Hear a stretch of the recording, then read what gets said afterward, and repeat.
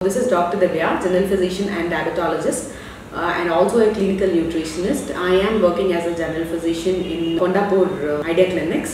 Doctor గారు చిన్న పిల్లల్లో కోల్డ్ కాఫ్ వచ్చినప్పుడు మందులు వేయకుండా జనరల్గా ప్రివెంట్ చేయవచ్చా? సో తప్పకుండా చేయొచ్చండి. ఎందుకంటే మనము రోజు చూస్తుంటాము. సో చిన్నపిల్లలు అంటే లైక్ బేబీస్ కానీ మనము రెగ్యులర్గా మెడిసిన్స్ అనేవి వేయలేము.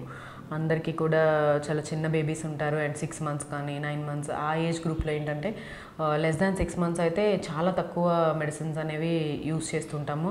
జనరల్ పెద్దవాళ్ళు అయితే అంతకుముందు చేయడానికి అస్సలు ఇష్టపడరు. సో వీళ్ళు ఏంటంటే మన న్యాచురల్ హోమ్ మేడ్ టెక్నిక్స్తో కూడా కొంచెం వరకు ఆ చిన్న చిన్న ఇన్ఫెక్షన్స్ ఏవైతే కోల్డ్ కాఫ్ ఇట్లాంటివి ఉన్నాయో మనం డెఫినెట్గా ప్రివెంట్ చేయొచ్చు అవి. సో సపోజ్ ఇప్పుడు జింజర్ అంటే అల్లం, మనం తీసుకునే అల్లం కానీ అంతకుముందు వాడేవాళ్ళు పెద్దవాళ్ళు సొంటి, పసుపు అండ్ లవంగ, చెక్క, వీటన్నిటిలో కూడా interferons which stimulates our immune system ఈ ప్రాపర్టీస్ అనేవి ఉంటాయి. సో ఇవన్నీ ఏంటంటే మనకి చిన్న చిన్న ఇన్ఫెక్షన్స్ అన్నిటి కూడా ఫైట్ చేయడానికి ముందు మన ఇమ్యూన్ సిస్టమ్ని ఇంప్రూవ్ చేస్తాయి అన్నమాట. సో చిన్న చిన్న పిల్లల్లో అయితే కిడ్స్లో అయితే కనుక డెఫినెట్గా ఆ ప్రాపర్టీ అనేది వాళ్ళకి హెల్ప్ అయ్యి ఇన్ఫెక్షన్స్ అన్నీ కూడా కంబ్యాట్ చేయడానికి ఛాన్సెస్ ఉంటాయి. సో సొంటి, అల్లము, పసుపు, లవంగ, దాల్చిన చెక్క ఇవన్నీ కూడా చిన్నపిల్లలకి మిక్స్ చేసి లైక్ పట్టించడం అంటే 1 by 1 ఒక 2-3 ఇంగ్రీడియంట్స్ ఏవైనా వాడి పట్టించడం అనేది చాలా చాలా హెల్ప్ అవుతుంది.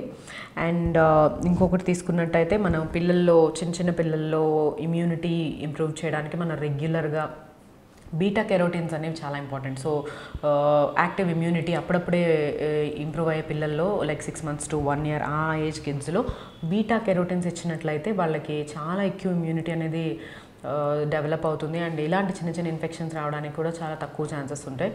సో బీటా కెరోటిన్స్ ఎందులో మనకి ఉంటాయంటే క్యారెట్స్, బీట్రూట్స్లో ఈ రెండిట్లో కూడా బాగా ఎక్కువగా ఉంటాయి.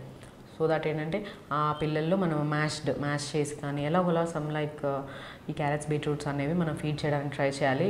బికాజ్ మనం ఎలాగంటే వాళ్ళకి రెగ్యులర్గా మందులు యూజ్ చేయలేము కాబట్టి. ఓకే, అండ్ ఈ గ్రీన్ లీఫీ వెజిటేబుల్స్ కావచ్చు ఇవన్నీ. సో పిల్లల్లో జనరల్గా మనం ఫాలో అవ్వాల్సిన పద్ధతులు ఏంటి అంటే వాళ్ళలో ఇమ్యూనిటీ కొంచెమైనా పెంచడానికి వాళ్ళకి బ్యాలెన్స్డ్ డైట్ ఇవ్వాలి first. So which is rich in vitamins and minerals. తర్వాత వాళ్ళ స్ట్రెస్ మెకానిజమ్స్ అన్నీ కూడా డెఫినెట్గా మనం బ్యాలెన్స్ చేయాలి.